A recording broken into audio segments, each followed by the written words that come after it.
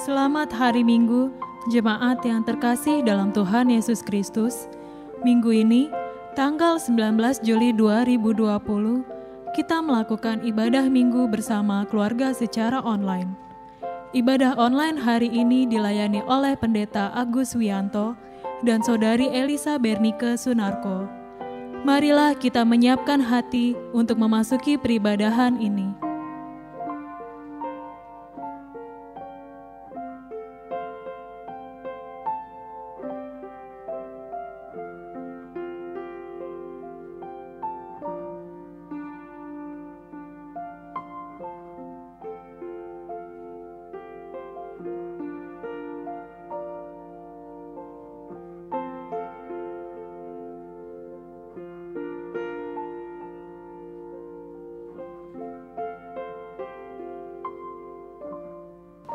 Beribadalah kepada Tuhan dengan takut dan ciumlah kakinya dengan gemetar.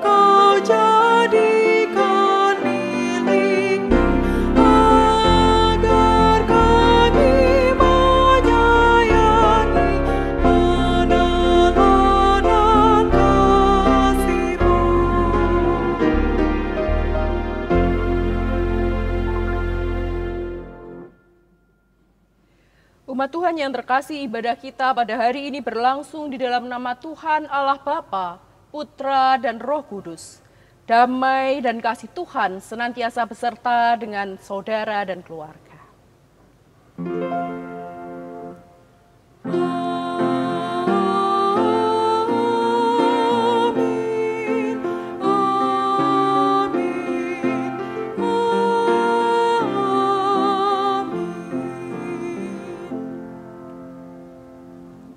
Umat Tuhan yang terkasih, tema ibadah minggu kita hari ini adalah lalang di tengah gandum. Adapun firman Tuhan yang mengawali peribadatan kita diambil dari Injil Matius 13 ayat 29 sampai 30. Matius 13 ayat 29 sampai 30. Tetapi ia berkata, "Jangan, sebab mungkin gandum itu ikut tercabut pada waktu kamu mencabut lalang itu. Biarkanlah keduanya tumbuh bersama sampai waktu menuai. Pada waktu itu aku akan berkata kepada para penuai, kumpulkanlah dahulu lalang itu dan ikatlah berkas-berkasnya untuk dibakar. Kemudian kumpulkanlah gandum itu ke dalam lumbungku."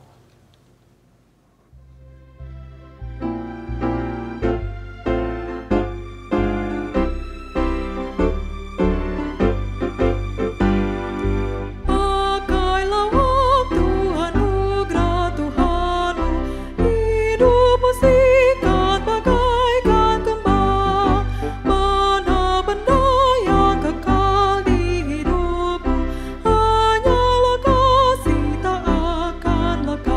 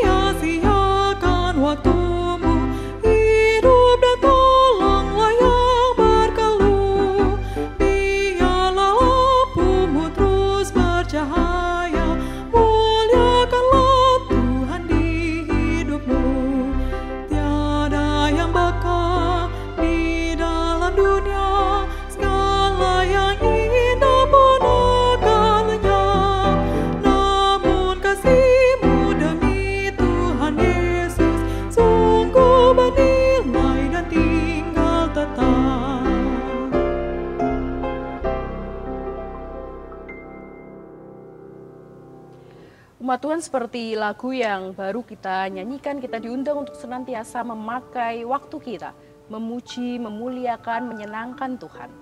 Namun apa yang selama ini sering kita perbuat di dalam kehidupan kita?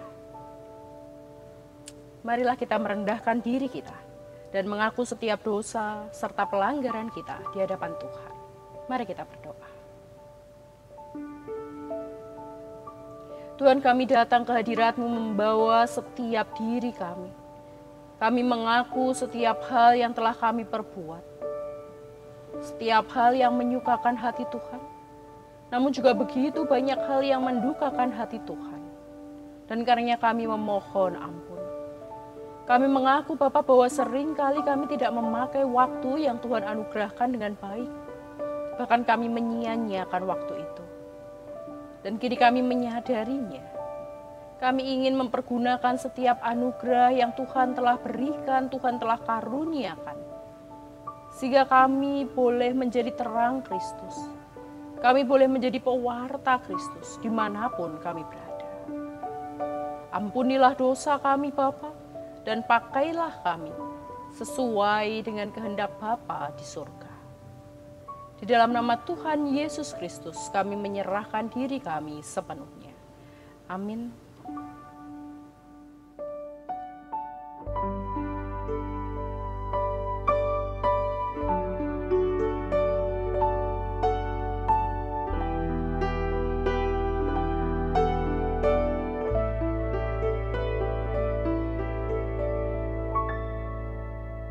Jadilah Tuhan kehendak-Mu, ku tanah liat di tangan-Mu, bentuklah aku sesuka-Mu, aku nantikan sentuhan-Mu.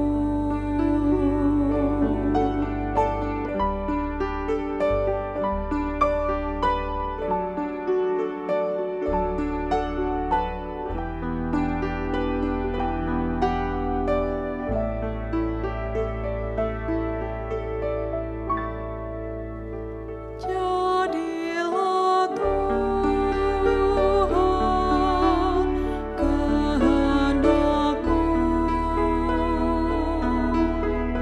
berilah Roh-Mu kepadaku,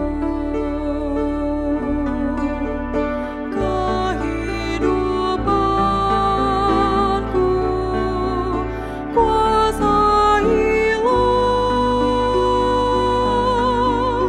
hingga terang Kristus tampak cerah.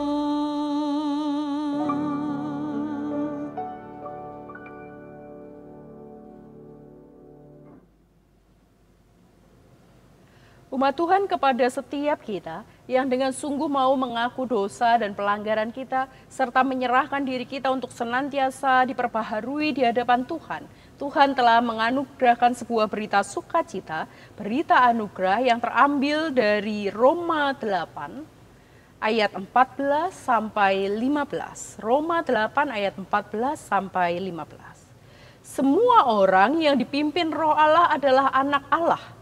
Sebab kamu tidak menerima roh perbudakan yang membuat kamu menjadi takut lagi. Tetapi kamu telah menerima roh yang menjadikan kamu anak Allah. Oleh roh itu kita berseru, ya Aba, ya Bapa.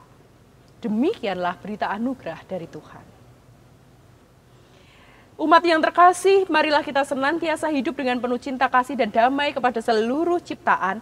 Kiranya kasih dan damai sejahtera dari Tuhan senantiasa tinggal di dalam kehidupan kita.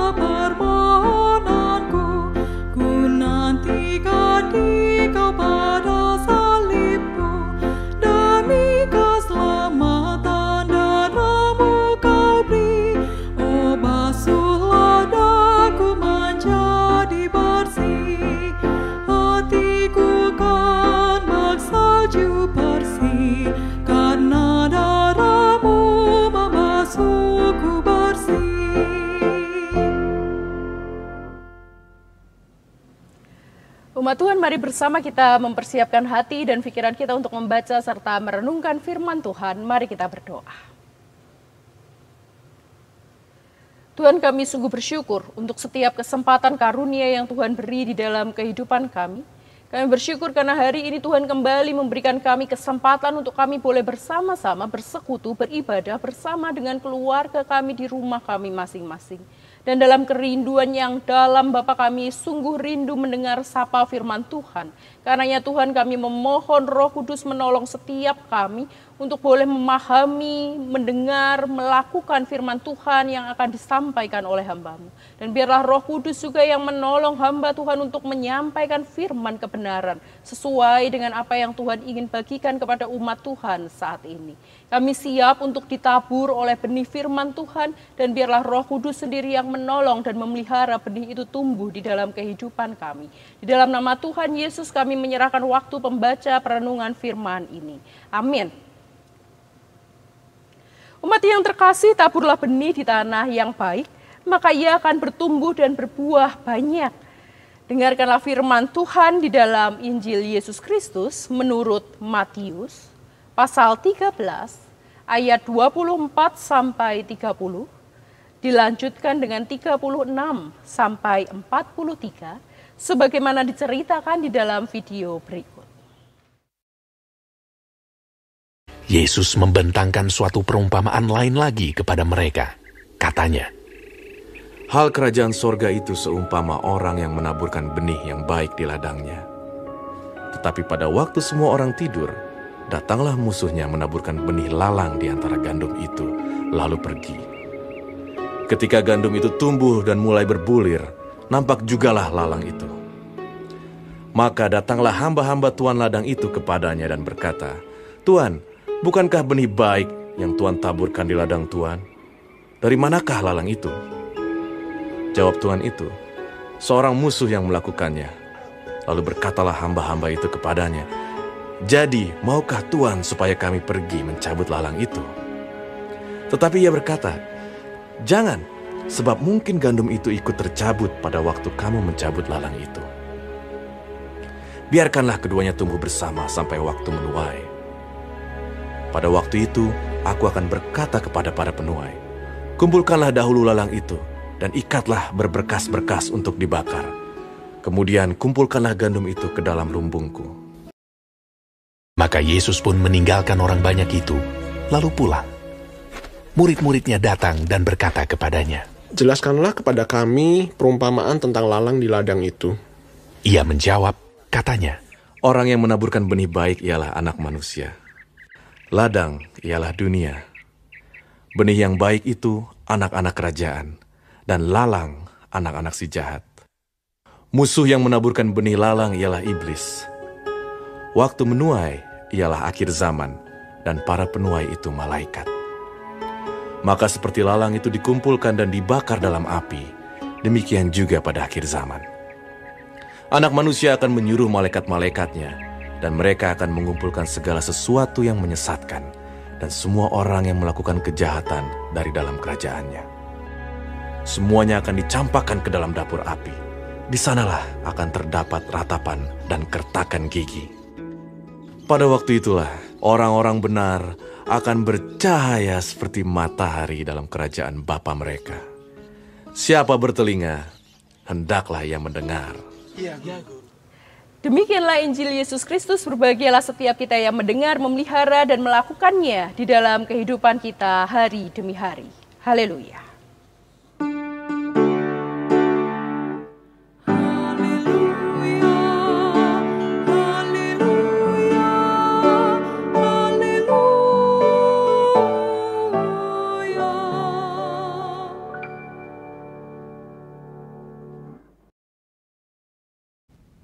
Saudara yang dikasihi Tuhan, selamat hari Minggu. Hari ini kita akan membahas ilalang di tengah gandum. Saudara yang dikasihi Tuhan, kalau ada tokoh-tokoh yang bisa memotivasi seseorang, kita ingat nama Tung Dasem Waringin yang bisa memotivasi orang, Mary Riana, Mario Teguh, itu zaman kini. Dulu Kristus merupakan tokoh, guru agung yang bisa memotivasi banyak orang untuk bertahan di tengah kesulitan, di tengah-tengah hidup yang sulit, dengan khotbah-khotbahnya, dengan wejangan dan ajarannya yang nampak jelas dan lugas. Yesus bukan hanya pandai berkhotbah dengan retorikanya yang menawan, yang disukai banyak orang, tapi juga yang membuat pendengarnya benar-benar ingat, benar-benar paham, benar-benar mengerti apa yang dimaksud. Karena Yesus seringkali mengambil contoh dari kehidupan nyata sehari-hari, sehingga memudahkan orang mengidentifikasikan dirinya. Saudara, bacaan ini merupakan 8 koleksi perumpamaan. Apalagi ketika Yesus ngomong tentang tanah, benih, ladang, itu sesuatu yang biasa dikerjakan sehari-hari. Di dunia agraris, bicara tentang biji sesawi, gandum, itu pekerjaan sehari-hari. Maka saudara-saudara, dalam 8 koleksi perumpamaan Kristus mau menggambarkan ada tuntutan yang dituntut lebih daripada murid-muridnya untuk mempunyai kualitas pertumbuhan, bahkan kualitas spiritual di dalam kehidupannya. Maka kalau ada fondasi sebagai dasarnya 8 sabda bahagia yang disampaikan kepada pendengarnya, di atas fondasi itu Yesus ingin mengajak murid-muridnya membangun kualitas kehidupan di atasnya. Maka bacaan hari ini, ilalang di antara gandum, memberikan tuntunan, memberikan sebuah pedoman bagaimana generasi pertama pada zaman Yesus hidup, juga kepada generasi kedua. Siapa generasi kedua? Generasi ketika Injil Matius ini ditulis, maupun generasi ketiga, kita yang saat ini hidup. Mari kita lihat satu-satu, saudara-saudara. Kepada pendengarnya yang hidup di tahun 30-an, ketika Yesus hidup di tanah Palestina, pendengarnya langsung bisa mengimajinasikan ketika Yesus mau ngomong ilalang di antara gandum. Karena sebagian besar penduduk di sana masih mengerjakan tanah-tanah pertanian dengan bercocok tanam. Jadi hampir setiap hari kecuali pada hari Sabat, mereka ada di sana, pergi ke ladang, ke tanah pertanian mereka. Biasanya berjalan kaki 2 jam dari rumahnya. Ada di sana sehingga akrab ketika Yesus ngomong tentang gandum, memetik gandum. Bahkan pada musim-musim panen digambarkan, musim memetik gandum ataupun buah anggur, mereka membuat rumah-rumahan di situ untuk tinggal di situ sampai panen selesai. Jadi kalau bicara lalang di antara gandum, itu 2 tanaman yang berbeda, tapi tumbuh bersama-sama di suatu tempat. Saudara-saudara, tumbuh bersama-sama. Ketika tanaman itu berusia masih 10 hari, 15 hari, bahkan sampai 30 hari belum bisa dibedakan dengan jelas mana gandum, mana ilalang. Baru seiringnya waktu, sesudah bertumbuh makin besar, setelah hampir berbuah, siap dituai, baru dibedakan keduanya berbeda. Gandum digiling untuk membuat bahan makanan. Jadi saudara-saudara, dalam kehidupan juga ada 2 sisi. Gandum tanaman yang baik, ilalang tanaman yang tidak berguna, tapi ada tumbuh bersama-sama. Jadi yang mau dikatakan di sini yang paling penting yaitu kualitas hidup. Kualitas hidup orang-orang percaya. Kualitas hidup orang benar di tengah ketidakbenaran itu yang perlu dipertahankan. Gitu. Juga relevan untuk jemaat yang hidup generasi kedua. Zaman Matius ini ditulis, Injil ini ditulis tahun 80 Masehi. Tahun 70 Masehi, Bait Allah sudah runtuh. Lalu kekristenan awal yang tumbuh memisahkan diri dari agama Yahudi pada waktu itu, tumbuh di tengah-tengah penderitaan, tumbuh di tengah-tengah kesulitan, ada penindasan dari Kaisar Romawi, tunjukkan kualitas hidup menjadi gandum-gandum yang siap dipetik. Juga untuk kita sekarang pendengarnya generasi yang ketiga, yang hidup tahun 2020 yang terus dituntun dan dikuatkan dengan sabdanya. Kita hidup di tengah dunia, berinteraksi dengan banyak orang, relasi dengan banyak orang. Relasi itu saling mempengaruhi satu dengan yang lain. Mempengaruhi, ada gandum, ada lalang yang sama-sama ada di dunia ini. Tetapi kita tidak sama walaupun hidup di dunia. Tunjukkan identitas siapa kita, bagaimana kita, lalu apa yang membuat kita berbeda. Saudara, bacaan hari ini mau menggambarkan saudara-saudara seiring bertumbuhnya waktu. Sebelum 30 hari sepintas sukar membedakan orang-orang yang dalam kerajaan Allah dengan orang-orang yang ada di luar kerajaan Allah. Kalau yang dilihat hanya sepintas saja apa yang tampak di depan mata pada ayat 26. Saudara-saudara, kita seringkali keliru. Saudara-saudara, kita bisa melihat orang yang kelihatannya baik, dari luar baik, ramah, ngomongnya lembut. Tapi saudara-saudara, di belakang jangan-jangan dia menusuk, kata-katanya menusuk, musuh dalam selimut. Saudara-saudara, kita seringkali salah. Orang yang kata-katanya keras, ngomongnya blak-blakan, ngomongnya apa adanya, to the point, saudara-saudara. Tapi hatinya jauh baik. Maka jangan cepat menilai orang hanya dari sisi luarnya saja. Apalagi kita sudah menjustifikasi seseorang. Ada orang yang bisa jadi lalang, bisa jadi gandum, tapi akan tampak buahnya setelah kita bergaul cukup lama. Apakah ada perilaku yang konstan, yang menetap? Itu yang pertama kalau kita refleksikan lalang di antara gandum. Yang kedua, saudara-saudara yang dikasihi oleh Tuhan, ini sebetulnya ajakan Yesus supaya kita belajar sabar dan jangan terpengaruh. Penabur digambarkan orang yang menaburkan benih gandum. Siapa dia? Yesus, ayat 37.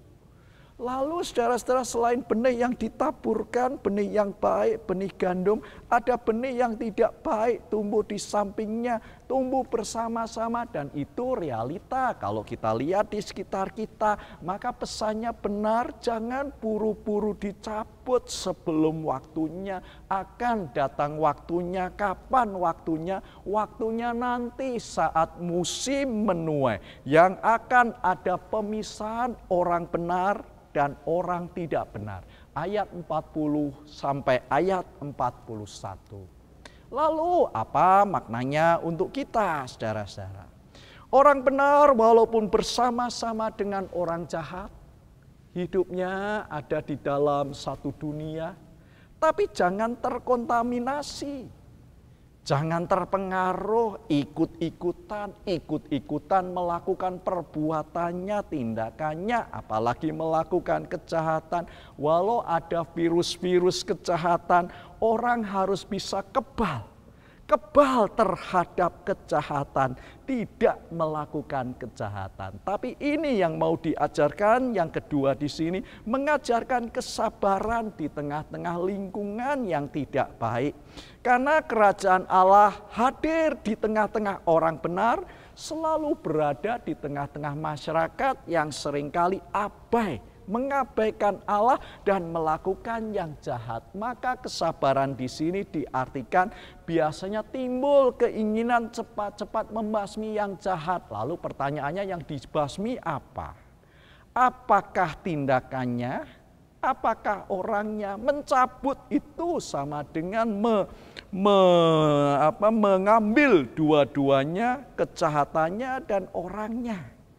Lalu siapa yang berhak mencabut? Bukankah yang berhak mencabut adalah nanti pada saatnya Allah akan mencabut?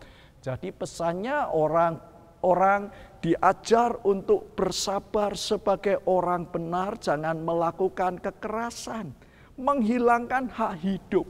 Bukankah kekerasan itu salah satu bentuk dari arogansi yang mau ditunjukkan? Hak hidup itu di tangan Allah, saudara-saudara. Allah memberi kesempatan. Jadi saudara-saudara, pesannya jangan cepat dicabut, biar tumbuh bersama. Ini pesannya mau menunjukkan ada sosok Allah. Allah yang penuh dengan keramahan sebagai sang pemilik tuaian. Tidak buru-buru membinasakan yang tidak berguna, dibuang saja. Maka orang benar akan melihat yang namanya kesabaran Allah. Tapi orang yang tidak benar juga diberi waktu untuk bertobat. Itu saudara-saudara. Maka berikutnya saudara-saudara, ada janji penguatan. Penguatan bagi orang yang benar. Digambarkan janji peneguhan penguatan ini berkata orang benar akan bercahaya. Bercahaya seperti matahari dalam kerajaan Bapa. Tapi ladangnya ladang di dunia. Ada orang yang percaya, yang bertahan dengan buahnya di ladang dunia. Ayat 43. Saudara, ada yang mengatakan, penafsir mengatakan hati-hati ini peringatan Yesus. Peringatan Yesus memperingatkan yang mana? Pada Injil Matius 7 ayat 15. Ada nabi-nabi yang menyamar, nabi-nabi palsu yang hidup ada di dalam anak Tuhan. Menyamar seperti domba penuh dengan kelembutan. Tapi saudara-saudara, apa maknanya bagi kita? Saudara-saudara, maknanya bagi kita ada 4 asas pertumbuhan yang perlu dipertahankan. Pertama, saudara-saudara, kita akan belajar asas kebaikan. Apa yang kita lakukan sudah baik? Apakah ada unsur kebaikan itu di tengah-tengah kejahatan yang tumbuh subur?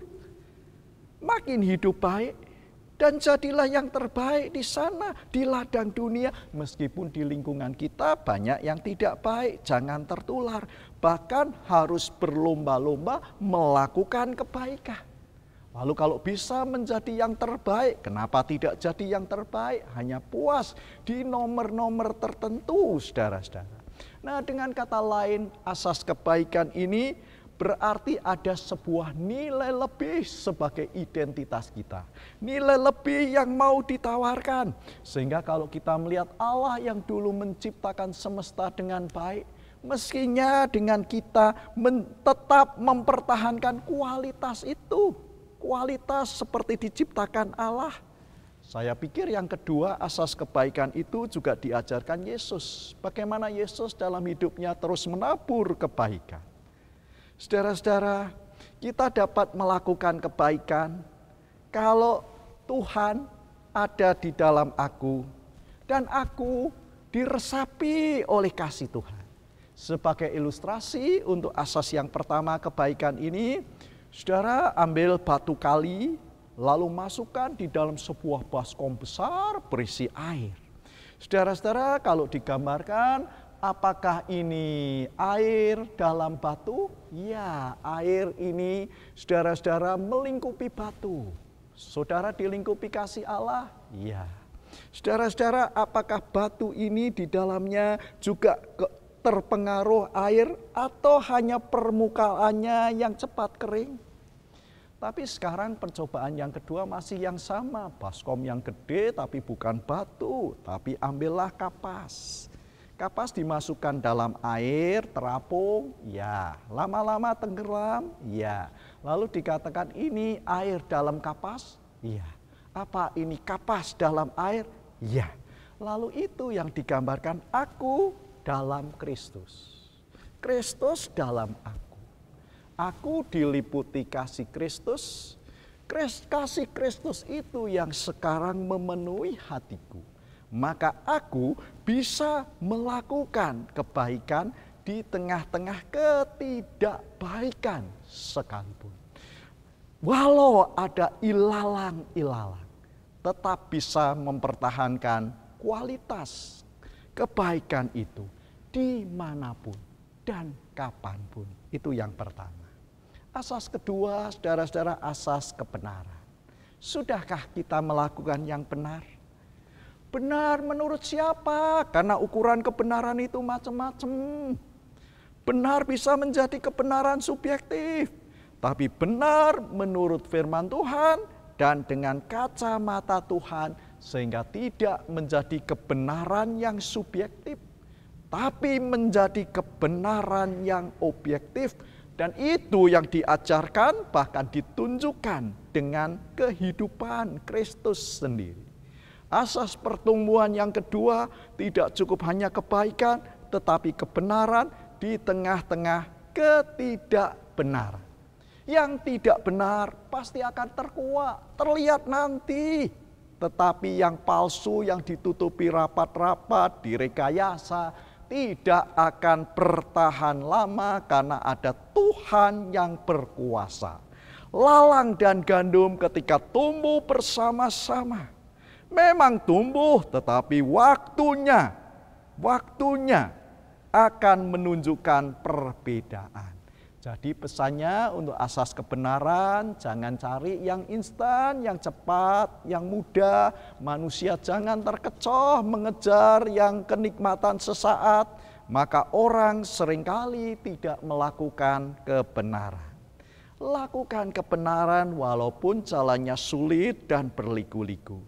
Kebenaran akan tumbuh dan terus dibangun di atas dasar Kristus. Ada yang kelihatan dan ada yang tidak kelihatan kalau ilustrasinya adalah tumbuhan. Saudara-saudara, iman tidak kelihatan, perilakunya kelihatan. Tapi iman yang tidak kelihatan itu makin kokoh jika punya akar yang menancap kuat, akar tunjang yang menancap kuat. Akar tidak kelihatan kecuali dicabut. Tanda akar yang kuat, yaitu ada proses pertumbuhan yang kelihatan. Pohon gandum itu akan tumbuh semakin tinggi, semakin rindang. Itulah, maka saudara-saudara, kalau iman yang tidak kelihatan, maka asas kebenaran, maka perbuatan itu yang kelihatan setiap harinya. Dan keduanya harus tumbuh seimbang. Nasihatnya, mari makin kokoh melakukan kebenaran. Saudara, asas yang ketiga, asas manfaat.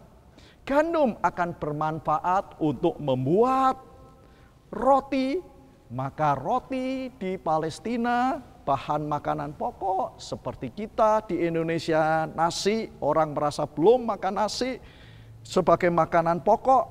Nah, sedangkan ilalang tidak ada manfaatnya, tidak ada hasilnya. Kalau asas manfaat berarti untuk kepentingan siapa? Apa kita menghasilkan kepentingan untuk banyak orang, kehadiran kita dirasakan orang sekitar? Banyak perbuatan tidak didasarkan pada asas manfaat, bahkan merugikan diri sendiri. Saudara-saudara yang dikasihi Tuhan, Yesus semasa hidupnya 3 tahun di tengah-tengah dunia, tapi mendatangkan manfaat bagi banyak orang dan meninggalkan legasi, jejak-jejak warisan, yaitu keteladanannya. Dan asas memberi manfaat ini yang mengilhami Mahatma Gandhi pada waktu itu, yang terkesan dengan perjuangan Yesus tanpa kekerasan.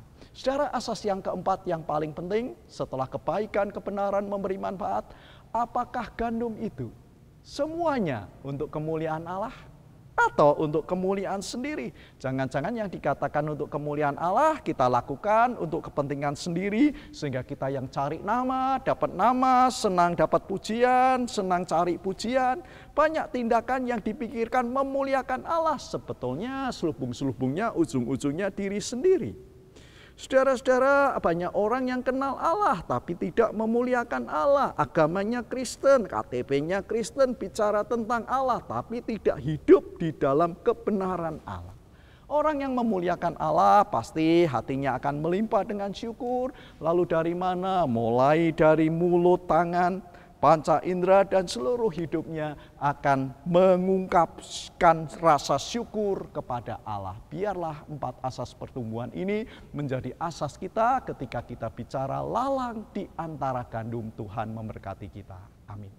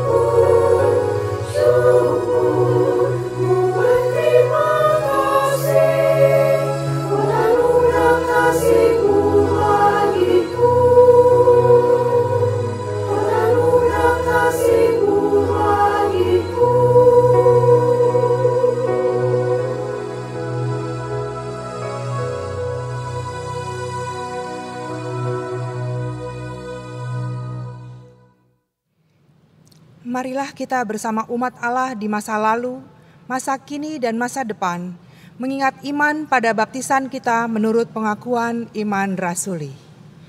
Aku percaya kepada Allah, Bapa yang Maha Kuasa, Khalik langit dan bumi, dan kepada Yesus Kristus anaknya yang tunggal Tuhan kita, yang dikandung daripada Roh Kudus, lahir dari anak darah Maria, yang menderita sengsara di bawah pemerintahan Pontius Pilatus, disalibkan, mati dan dikuburkan, turun ke dalam kerajaan maut.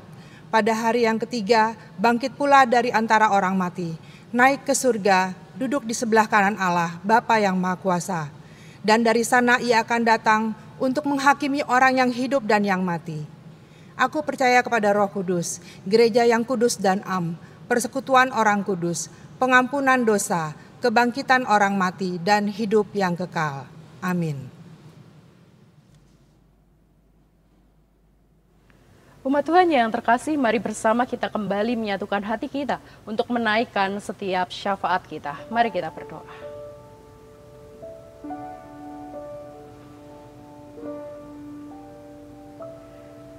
Tuhan, kami menyatukan hati kami untuk menaikkan setiap doa dan permohonan kami. Di tengah rasa prihatin karena pandemi ini belum juga berakhir. Bahkan ketika beberapa waktu belakangan ini angka mengalami kenaikan yang cukup signifikan. Kami mohon Tuhan turut campur tangan di tengah apa yang bangsa ini sedang kerjakan dan alami. Dan percaya Tuhan Engkau Allah memiliki rancangan yang terbaik, juga memiliki segala kuasa untuk menyelesaikan setiap persoalan yang sedang kami hadapi. Karenanya dengan hikmat Tuhan, pertolongan Tuhan, kami memohon Tuhan ikut campur tangan untuk setiap saudara-saudara kami yang sakit dan berjuang secara langsung menghadapi COVID-19. Biarlah Tuhan menolong sehingga mereka boleh memperoleh kekuatan, pengharapan, kesembuhan daripada-Mu. Untuk setiap petugas medis, petugas kesehatan, setiap orang yang bekerja di rumah sakit, biarlah juga Tuhan berkati dengan perlindungan yang daripada Tuhan. Sehingga dengan sepenuh hati dan penuh sukacita mereka boleh melayani setiap orang yang sakit dan memerlukan pertolongan. Namun juga kondisi kesehatan mereka boleh selalu terjaga. Karena Tuhan sendiri yang memberi kekuatan. Untuk pemerintah bangsa ini ya Bapa. Di tengah pergumulan akan kondisi perekonomian yang harus tetap berlangsung. Namun juga keadaan kesehatan warga negara yang terancam. Biarlah Tuhan boleh memberi hikmat. Sehingga pemerintah boleh mengambil setiap kebijakan yang terbaik, yang baik, yang mendatangkan kebaikan, yang sesuai dengan kehendak Tuhan. Karena kami percaya Engkau akan bekerja melalui setiap orang, setiap pemerintah, bahkan melalui setiap kami. Jadikanlah setiap kami agen-agen yang memberi teladan. Biarlah kami boleh memulai perubahan dari diri kami, dari hidup kami, sehingga kami boleh memaknai hidup ini sebagai anugerah cinta kasih Allah dengan menjaga kesehatan kami.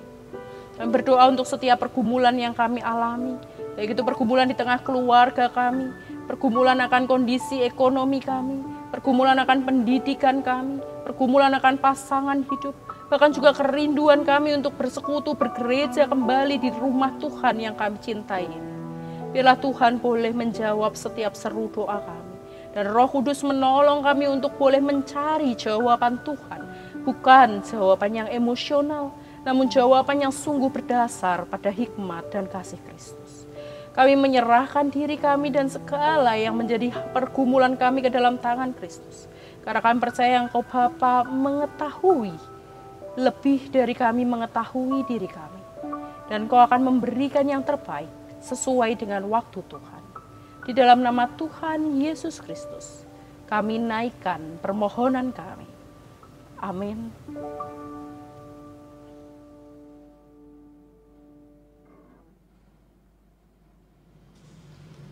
Kepada jemaat, diberikan kesempatan untuk menyampaikan persembahan syukurnya dengan mengingat firman Tuhan dalam Mazmur 86 ayat 12. Aku hendak bersyukur kepadamu ya Tuhan Allahku, dengan segenap hatiku, dan memuliakan nama-Mu untuk selama-lamanya.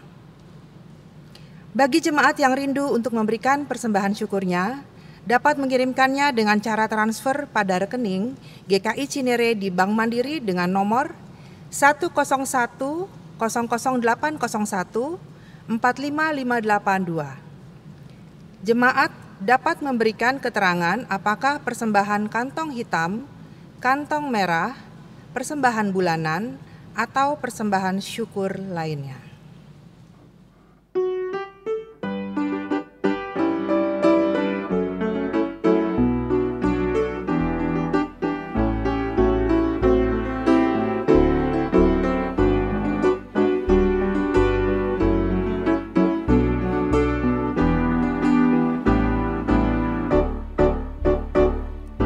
Terima kasih ya Tuhanku atas hari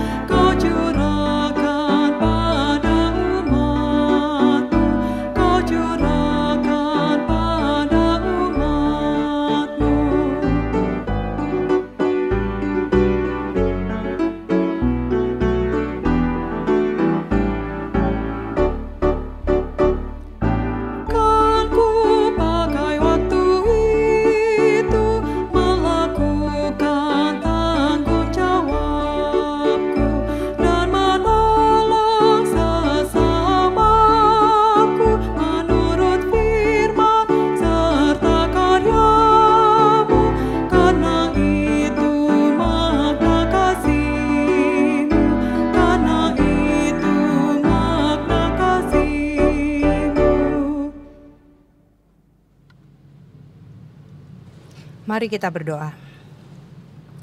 Ya Tuhan Allah, Engkau adalah sumber dari segala yang baik dan indah dalam kehidupan kami. Sebagian dari pemberian-Mu kami serahkan kembali kepadamu. Terimalah persembahan ini ya Tuhan, sebagai tanda pengakuan kami bahwa Engkaulah yang memiliki tubuh, jiwa, dan roh serta harta yang ada pada kami. Terimalah persembahan ini ya Tuhan sebagai tanda syukur, dan terima kasih sebab kami sudah menerima sangat banyak dari Tuhan. Dan sebagai tanda iman, sebab kami percaya Engkaulah yang menjamin masa depan dan mencukupkan segala kebutuhan kami, sehingga kami tidak perlu khawatir untuk memberi, berbagi, dan berkorban. Berkatilah persembahan yang kami kumpulkan ini ya Tuhan, untuk keperluan perluasan kerajaan-Mu di dunia ini. Amin.